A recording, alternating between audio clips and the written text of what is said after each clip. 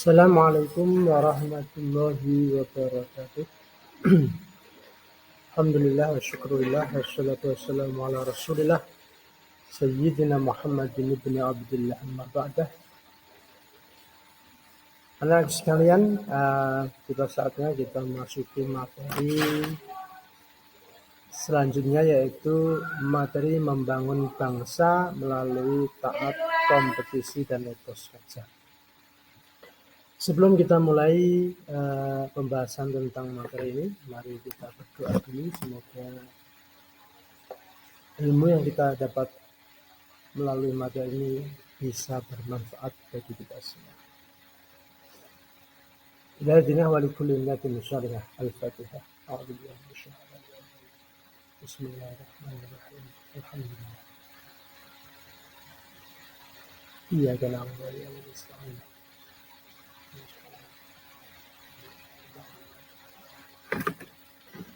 Baik, kita mulai dengan tujuan pembelajaran.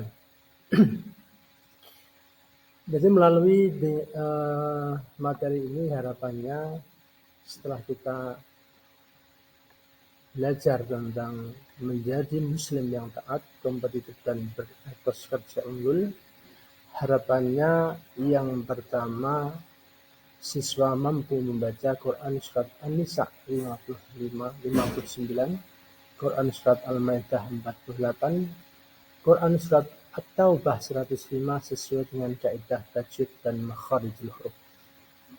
Tujuan pembelajaran yang kedua yaitu menyebutkan arti Quran Surat Nisa 59, Al-Maidah 48, dan Quran Surat At-Taubah ayat 105. Tujuan yang ketiga menjelaskan makna isi kandungan Quran Surat An-Nisa 59, Quran Surat Al-Maidah 48, Quran Surat At-Taubah 105 sesuai dengan kaidah tajwid dan makharijul huruf. Tujuan pembelajaran yang keempat yaitu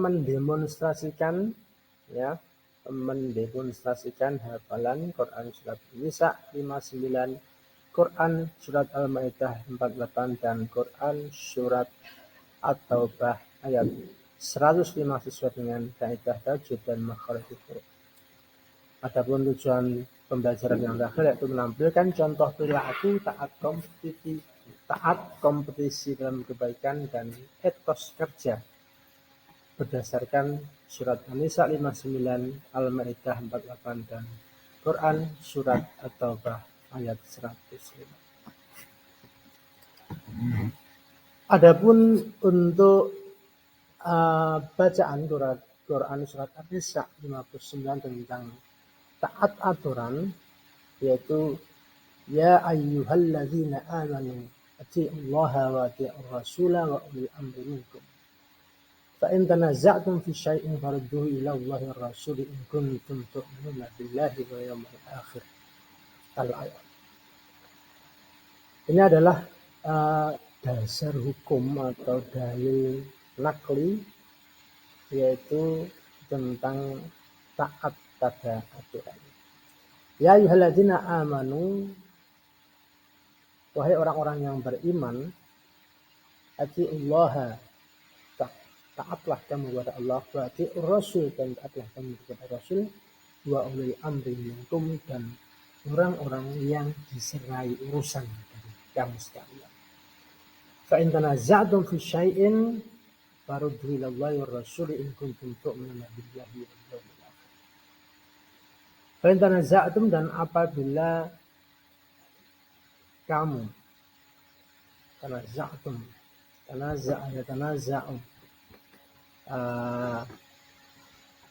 berselisih pendapat fi syai'in, dalam sesuatu hal, farduhu, maka kembalikanlah urusan tersebut ilallahi, kepada Allah, wa rasul, dan kepada Rasul, in kuntum tu'minuna billahi wal yawmil akhir, apabila kamu memang beriman kepada Allah dan hari akhir.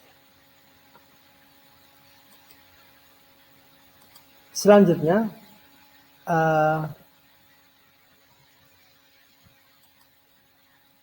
untuk terjemahan Quran surat An-Nisa tadi sudah saya jelaskan ya. Ini redaksinya seperti ini.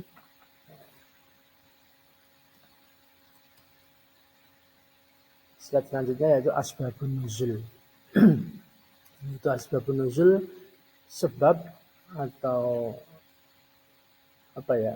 Ya sebab diturunkannya ayat tersebut dilatar belakangi oleh, di sini dijelaskan, yaitu Imam Bukhari meriwayatkan pertalian dengan turunnya Quran surat An-Nisa 59 ini, yakni terkait dengan penolakan para prajurit untuk masuk ke dalam api atas perintah Abdullah bin Hufadzah bin Qais selaku komandan dalam satu syariah atau perang yang tak diikuti Nabi.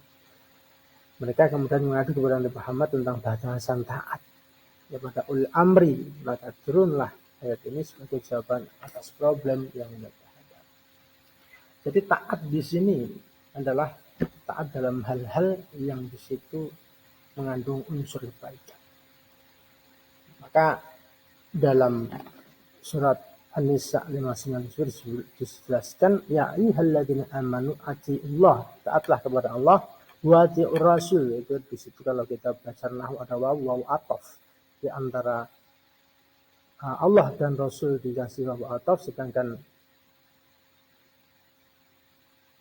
wa ulil amri dan juga di situ wawu ataf juga, tapi di situ tidak disebutkan secara jelas ulil amri di situ maksudnya siapa. Maka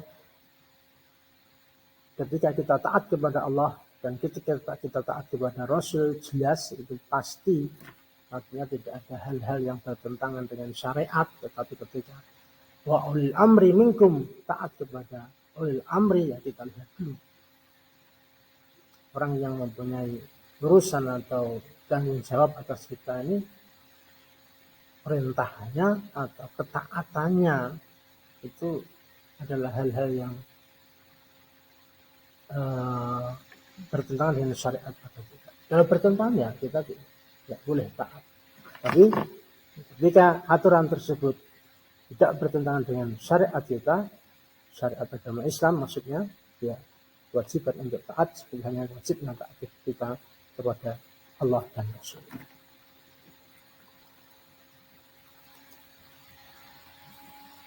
Baik. Hadis Nabi Muhammad SAW terkait dengan taat pada aturan. An Ibnu Umar radhiyallahu anhu anna Rasulullah sallallahu alaihi wasallam qala as-sam'u wa ta'atu al-mar'i ahabba wa kariha man lam yu'mar bi ma'siyatin fa idza umira la sam'a wa la ta'ata. Diceritakan dari Abdullah bin Umar radhiyallahu anna Rasulullah sallallahu alaihi wasallam qala, bahwasanya Nabi Muhammad sallallahu alaihi wasallam bersabda, as-sam'u wa ta'atu al-mar'i ahabba wa kariha. Mendengar dan taat itu wajib bagi seorang muslim terlepas ia suka atau dan benci. Malam yu'mar bi maksiatin, selama ia tidak diperintahkan berbuat maksiat. Fa idza umira la sam'a wa la ta'ata. Ketika perintah tersebut itu berbau maksiat, maka tidak ada kewajiban untuk mendengarkan dan mentaati. Dari isi kandungan hadis tersebut, bahwasanya Islam memberi garis yang sangat jelas bahwa seseorang boleh saja taat kepada siapa saja, asal ketaatan itu tidak menyimpang dari syariat atau aturan Allah dan Rasul-Nya. Misal, mentaati aturan berlalu lintas, mentaati aturan di sekolah, berbakti kepada orang tua, berbakti pimpinan di kantor, di lingkungan kerja, dan lain sebagainya.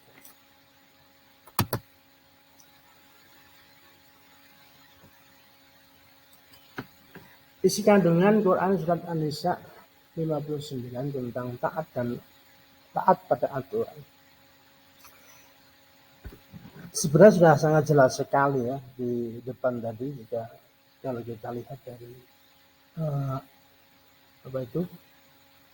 terjemahan atau arti dari surat An-Nisa tersebut bahwasanya Allah Subhanahu wa taala menyerukan kepada hamba-Nya yang beriman dengan maksud memberikan penghormatan dan penekanan atau keseriusan akan adanya sebuah perintah atau pelarangan. Perintahnya yaitu orang beriman hendaknya mentaati peraturan, baik peraturan Allah, Rasulnya, serta peraturan para pemimpin-pemimpin mereka. Mentaati Allah dengan cara melaksanakan perintahnya dan melarangnya. Mentaati Rasul berarti menjalankan apa yang diperintahkan dan meninggalkan apa yang dilarang. Mentaati pemimpin yaitu mendukung, menghormati, melaksanakan keputusannya selama tidak berbeda dengan aturan-aturan Allah dan Rasul. Perbedaan pendapat antara suatu hal itu ada sebuah keniscayaan yang tidak bisa dielakkan. Jika terjadi perselisihan, maka wajib bagi orang-orang yang beriman itu untuk mengambil hukum Allah dan Rasulnya dalam memutuskan perkara yang menjadi perselisihan sehingga mendapatkan berkah dan manfaat dari perbedaan yang ada. Mengutamakan hukum Allah dan sunnah Rasulnya merupakan langkah tepat bagi orang yang beriman karena akan senantiasa mendapatkan tuntunan penerangan yang baik atas persoalan-persoalan baik urusan dunia maupun urusan akhirat. Adapun isi kandungan Quran surat An-Nisa 59 tentang taat pada aturan ini, yaitu yang pertama ayat ini berkaitan dengan ayat sebelumnya, yakni perintah kepada orang-orang beriman agar taat kepada perintah Allah dan Rasulnya serta kepada ulil amri dalam menyelesaikan problem yang dihadapi berdasarkan nilai-nilai Al-Quran hadis. Mentaati perintah Rasul, mematuhi juga aturan dan ketentuan yang ditetapkan oleh ulil amri. Ketaatan itu meliputi ketaatan kepada Allah, ketaatan kepada Rasul, dan ketaatan kepada ulil amri. Maka jika terdapat perselisihan dan tidak menemukan kata sepakat, maka semuanya dikembalikan kepada Al-Quran dan hadis serta penyelesaiannya dengan menggunakan ijtihad ketika tidak dapat dikembalikan kepada Al-Quran dan hadis.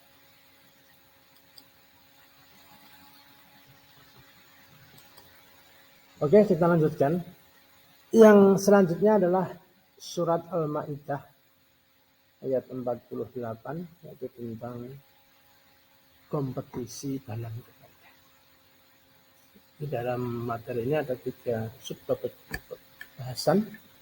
Yang pertama taat, yang kedua kompetisi dalam kebaikan, dan yang ketiga adalah etos kerja. Anak sekalian, untuk subtopik bahasan yang kedua yaitu terkait dengan etos kerja.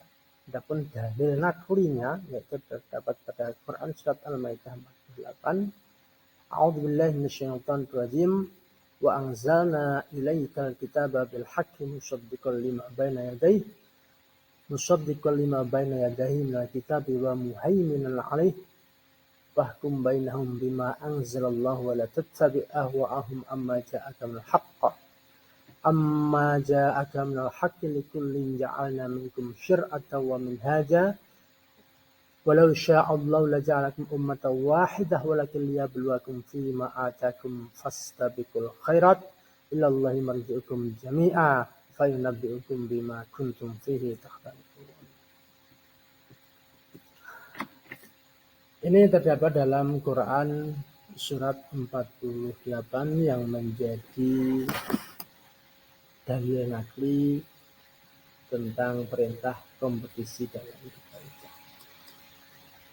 Bisa kita lihat di sini kita akan membahas tentang hukum tajwid yang terdapat dalam surat tersebut atau ayat tersebut.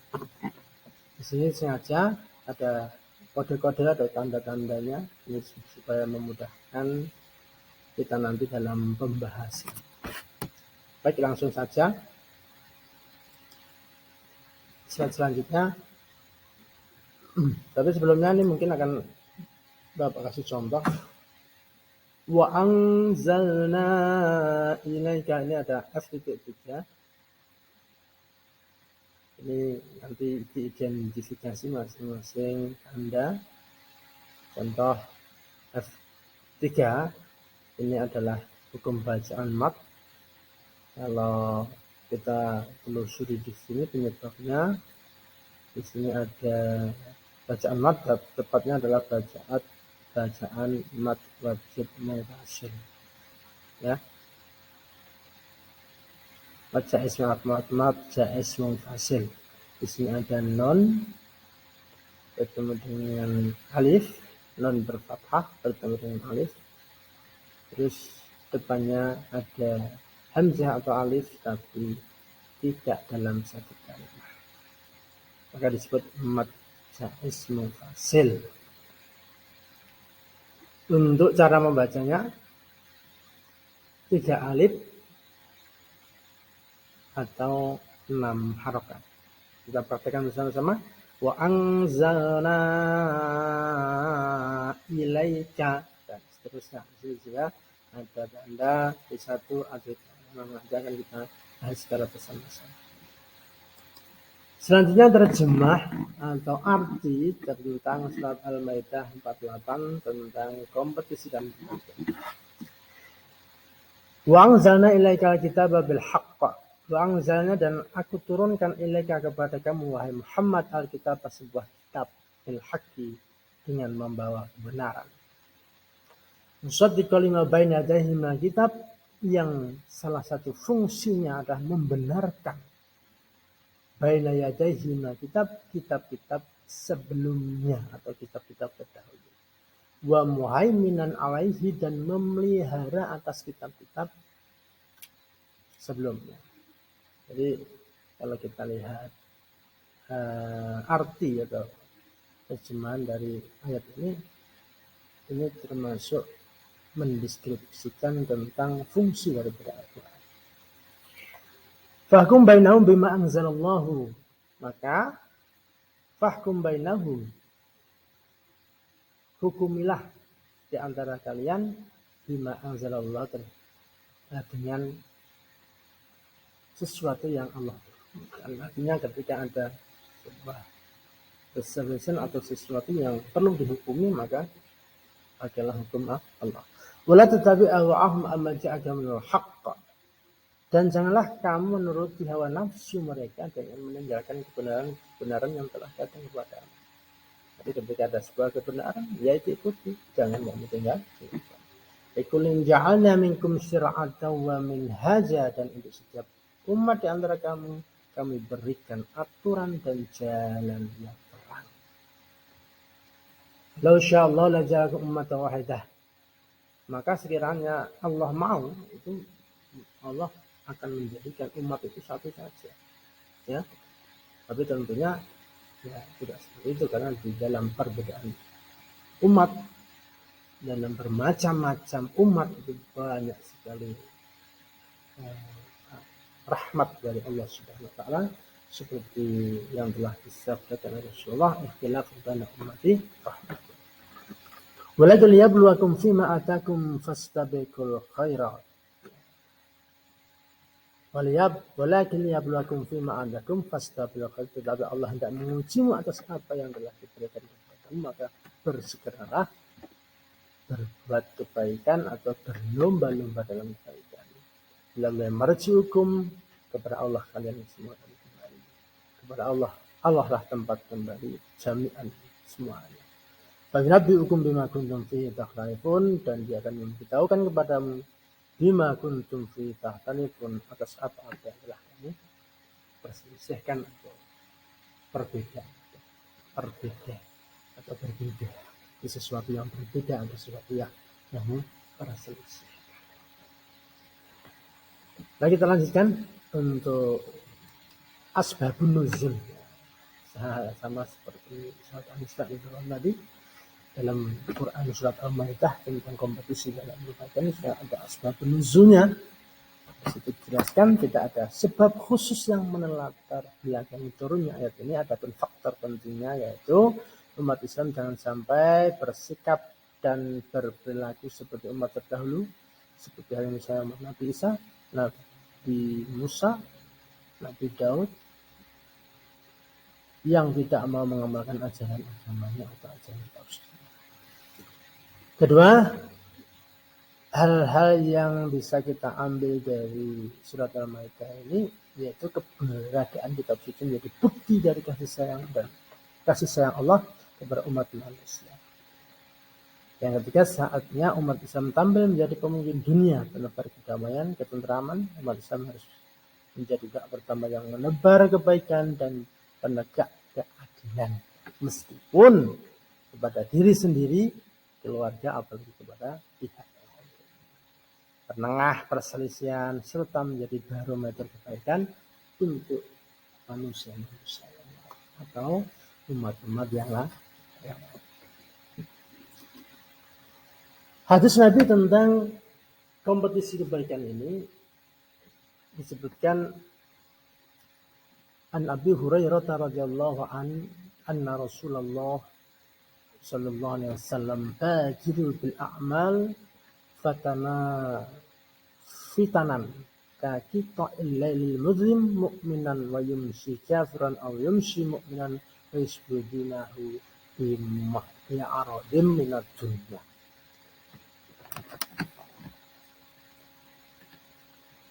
Diceritakan atau diriwayatkan dari Abu Hurairah radhiyallahu an bahwasanya Rasulullah SAW pernah bersabda, "Badiru bil a'mal."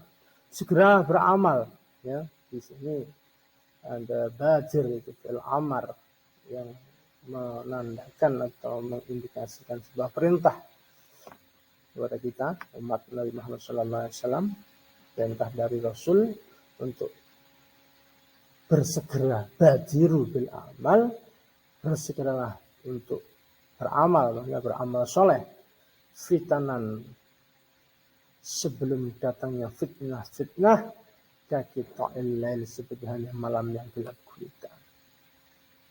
Al-Muslim gelap gulita. Jadi kita sebagai orang yang beriman kepada Rasulullah untuk segera memperbanyak amal, ya. Memperbanyak amal, bersegeralah. Karena di situ ibaratkan bahwasanya akan datang sebuah zaman, sebuah masa di situ timbulnya fitnah hanya malam yang sangat gulita.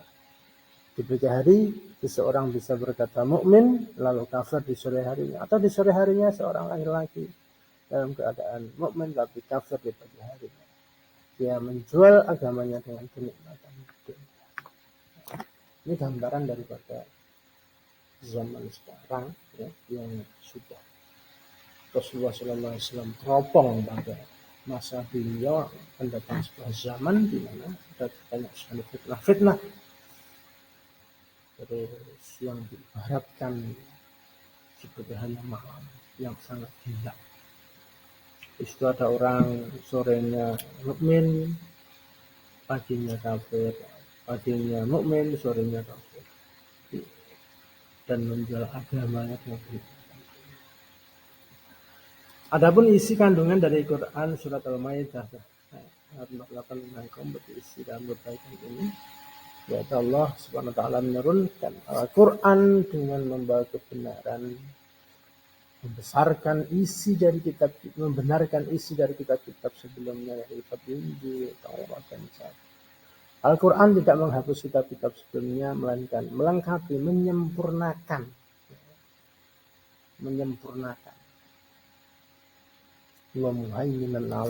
memelihara dari kitab-kitab sebelumnya.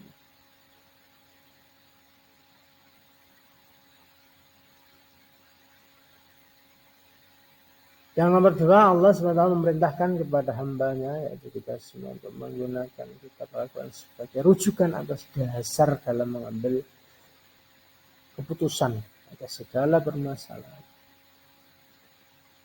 Allah SWT melarang dan kita melarang kita untuk mengikuti orang-orang yang menjadikan hawa nafsunya untuk kepentingan pribadi dalam memutuskan suatu perkara dengan menyampingkan Al-Quran. Selanjutnya kandungan isinya yaitu Allah SWT menjelaskan bahwa kitab-kitab terdahulu berlaku untuk umat tertentu yang mempunyai aturan dan jalan hidupnya sendiri. Namun Al-Quran berlaku untuk semua umat dan aturan serta jalan hidupnya yang sudah jelas dan sempurna. Allah SWT menyuruh hambanya untuk segera berbuat kebajikan dengan berpegang teguh pada agama dan keyakinan, yaitu Al-Quran, karena manusia akan kembali kepada Allah SWT dan dia akan memberitahu dan memberi balasan atas segala apa yang dilakukan manusia dengan pedoman hidupnya. Baik, kita lanjutkan.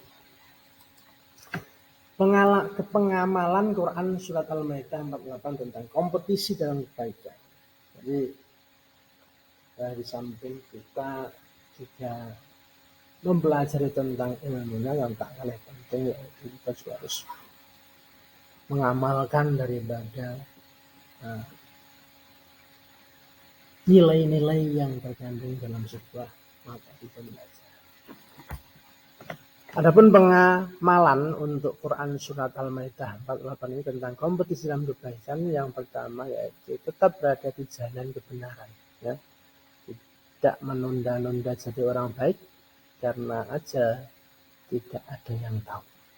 Muda, tua, anak-anak, kaya, miskin, siap atau tidak siap, maka untuk ajal ini tidak mau tahu.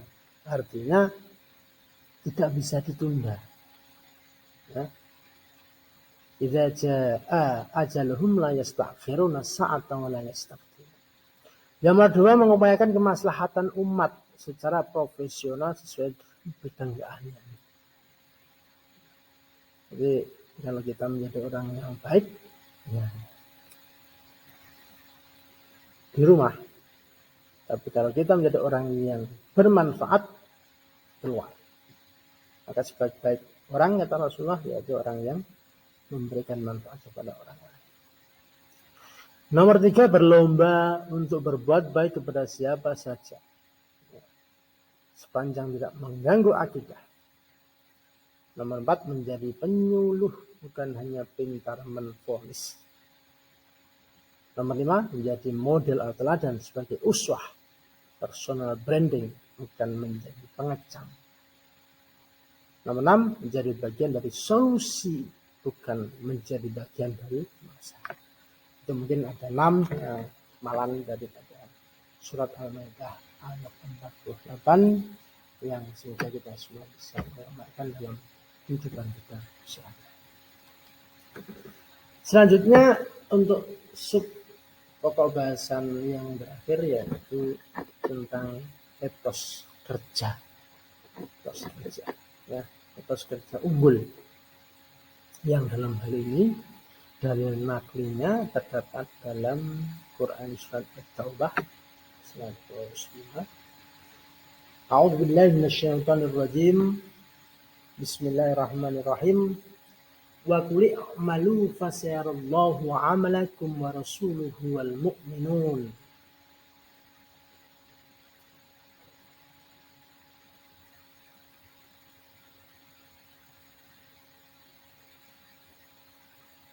Wa qul i'malu fasayarallahu 'amalakum wa rasuluhu wal mu'minun. Jadi dalam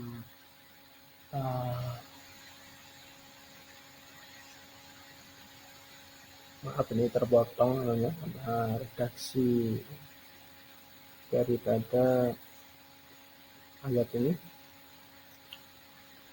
Kita lanjutkan untuk hukum bacaan tajwid, sama halnya dengan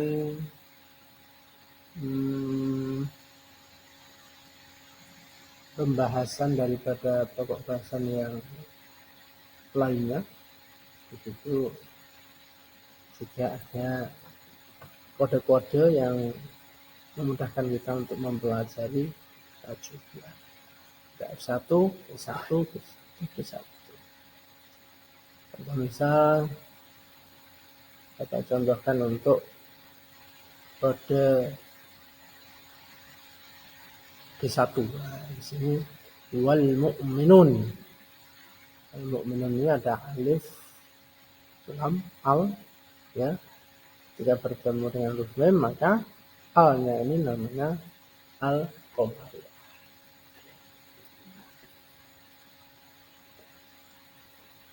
Baik, nanti kita bahas bersama-sama.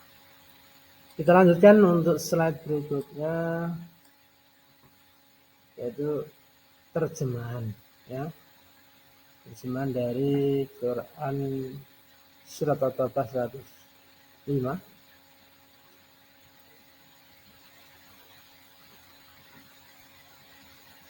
Bisa dilihat di situ. Walaupun tidak sempurna, kita akan kita perbaiki kembali. Asbabun nuzul Quran surat At-Taubah tentang etos kerja. Jadi asbabun nuzul di sini tadi di depan jelas saya jelaskan bahwasanya sebab-sebab turunnya dari Quran surat At-Taubah 105, yaitu tentang etos kerja unggul. Sebenarnya dalam penjelasan ini tidak ada sebab khusus yang melatar belakangi turunnya ayat ini, tapi meskipun surat At-Taubah secara keseluruhan berjumlah 129 ayat, terdapat asbabun nuzulnya. Hanya yang perlu menjadi kesadaran bersama sebagai muslim agar tumbuh semangat juang yang kuat dalam kerja dan beramal. Etos kerja dan kerja keras, inilah yang menjadi titik lemah umat Islam di dalam menghadapi umat lain. Akibatnya umat Islam seakan-akan menjadi mainan pihak lain atau penonton yang tidak diperhitungkan dalam banyak percaturan dunia. Tentu tidak semuanya, namun mayoritas umat Islam masih harus bekerja keras mengobati penyakitnya, sebab kemajuan umat atau peradaban berkorelasi positif dengan kerja keras dan kerja cerdas. Yang kedua, saat ini dunia dihadapkan pada persaingan yang begitu tajam. Hasilnya tentu pihak yang menang adalah mereka yang memiliki semangat kerja atau etos kerja yang tinggi, sehingga produktivitasnya pun semakin unggul. Jika mayoritas umat Islam sudah memiliki standar etos kerja yang tinggi, otomatis dunia akan berada di bawah Islam. Setelah mampu untuk memenangkan percaturan dunia, dan itu dimulai dari penguasaan umat Islam terhadap ilmu pengetahuan, teknologi, sehingga kualitas, kompetensi, produktivitas kerja dan etos kerjanya semakin unggul dan tinggi dibandingkan dengan umat lain. Jadi pada intinya dalam Quran surat At-Taubah ini adalah mengajak kita sebagai umat Islam untuk memiliki semangat kerja. Ya, kalau tidak disebutkan kepada siswa, ya semangat untuk belajar. Jangan bermalas-malasan. Ini adalah ajaran Islam yang banyak sekali diadopsi oleh orang-orang selain non-muslim. Tentunya kita tidak mau seperti itu, ya kan? Kita sebagai orang muslim ya harus memegang teguh terhadap ajaran yang telah diajarkan oleh agama kita. Ini adalah tentang hadis Rasulullah, ya, itu dari nakli juga terkait dengan etos kerja yang berupa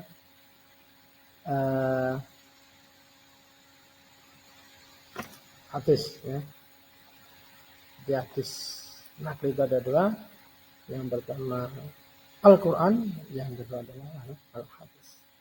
Kita lanjutkan.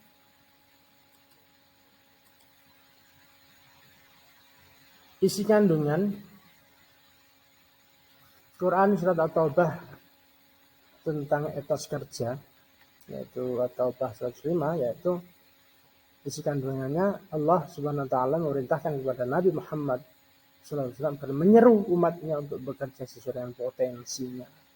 Artinya ya kapasitasnya apa, kompetensinya apa, ya silahkan itu digeluti. Selama pekerjaan atau profesi atau potensi yang ada pada dirinya itu ada sesuatu yang baik yang tidak merugikan orang, ya silahkan untuk digali dan diekspor secara maksimal.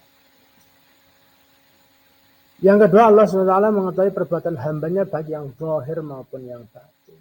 Jadi Makanya wasaturadduna ila alimil ghaibi wasyahadah, itu menunjukkan bahwasanya Allah itu Maha tahu apa yang di dalam hati ataupun apa yang kamu kerjakan.